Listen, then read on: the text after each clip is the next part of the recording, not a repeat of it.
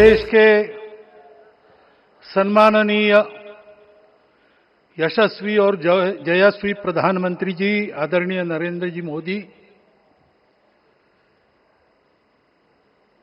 हमारे उत्तर प्रदेश के सम्माननीय मुख्यमंत्री जी श्रीमान योगी जी, राज्यपाल महोदया, मंचस्थ सभी मान्यवर, उपस्थित सज्जन, माता भगिनी, आज हम सबके लिए एक सार्थकता का दिवस है। इतने लोगों ने सपना देखा, इतने लोगों ने प्रयास किए, इतने लोगों ने अपने प्राण अर्पण किए। आज उनकी स्वर्गस्थ आत्मा तृप्त हुई होगी। आज वास्तव में अशोक जी को वहां शांति मिली होगी।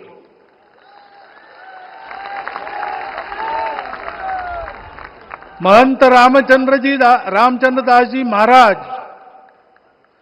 श्रीमान डालमिया जी, कितने संत, कितने गृहस्थ, कितने विद्यार्थी, उन्होंने अपना प्राणार्पण किया, अपना पसीना बहाया। जो पीछे रहे वो भी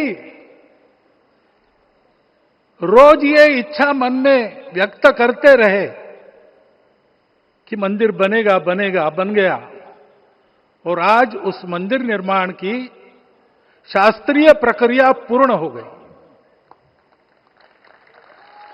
ध्वजारोहण हो गया। राम राज्य का ध्वज जो कभी अयोध्या में फहराता था और संपूर्ण विश्व में अपने आलोक से सुख शांति प्रदान करता था, वो ध्वज आज फिर से नीचे से ऊपर चढ़ता हुआ और अपने शिखर पर विराजमान होता हुआ हमने अपनी आंखों से देखा है, इसी देह में देखा है। ध्वज प्रतीक होता है। इतना ऊंचा ध्वज चढ़ाना कितना समय लगा आप जानते हैं। मंदिर बनने में भी समय लगा। 500 साल छोड़े तो भी 30 साल तो लगे ही। उस मंदिर के रूप में हमने कुछ तत्वों को ऊपर पहुंचाया है।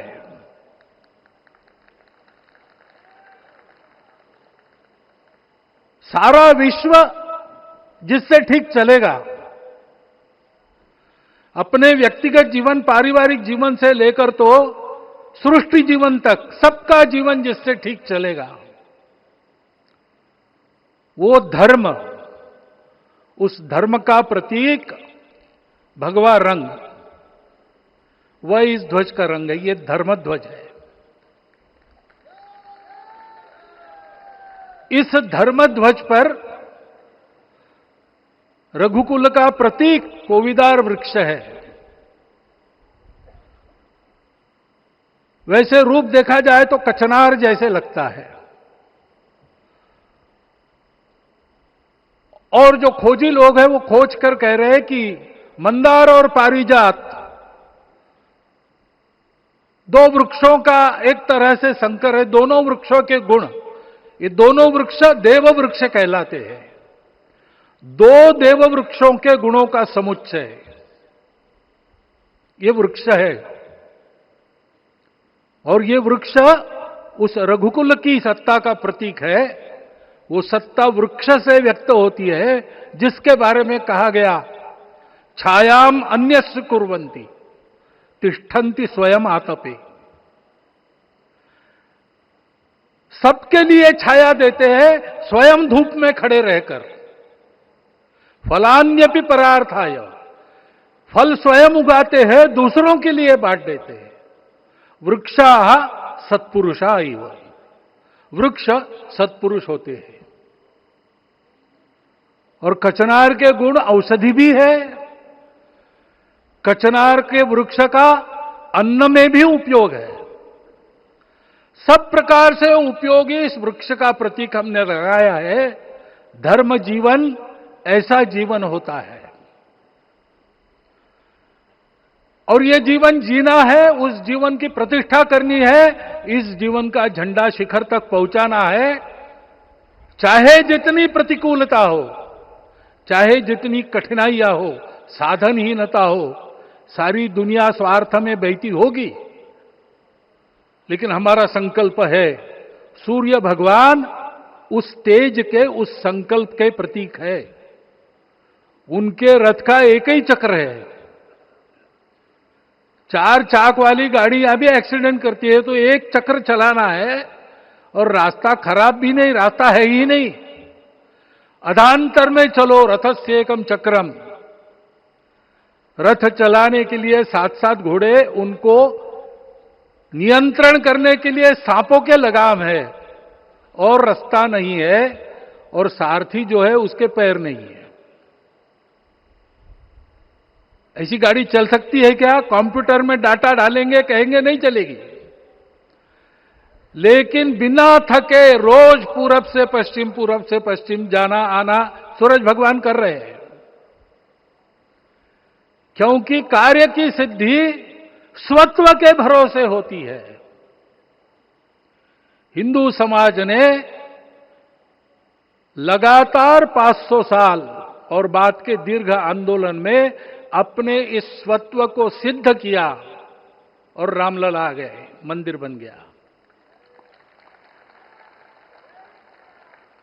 यही बात सत्य पर आधारित धर्म, सत्य जो प्रतिनिधित्व होता है ओंकार से, वो सारी दुनिया को देने वाला भारत हमको खड़ा करना है। हमारे इस संकल्प का प्रतीक यह राम मंदिर, उसकी प्रक्रिया आज हमने पूरी कर ली है। यह धर्म, यह ज्ञान, यह छाया, यह सुफल संपूर्ण दुनिया में बांटने वाला भारतवर्ष खड़ा करने का काम अपना शुरू हो गया है। उसको, इस प्रतीक को देखकर, हिम्मत रखकर, उसी प्रकार सतत प्रयास करते हुए, सब प्रकार की विपरीतताओं में भी हम सबको मिलके करना पड़ेगा। आज ये हमारे कृतार्थता का दिवस है, और आज हमारे संकल्प की पुनरावृत्ति का ये दिवस है। वो संकल्प हमको हमारे पूर्वजों ने दिया है।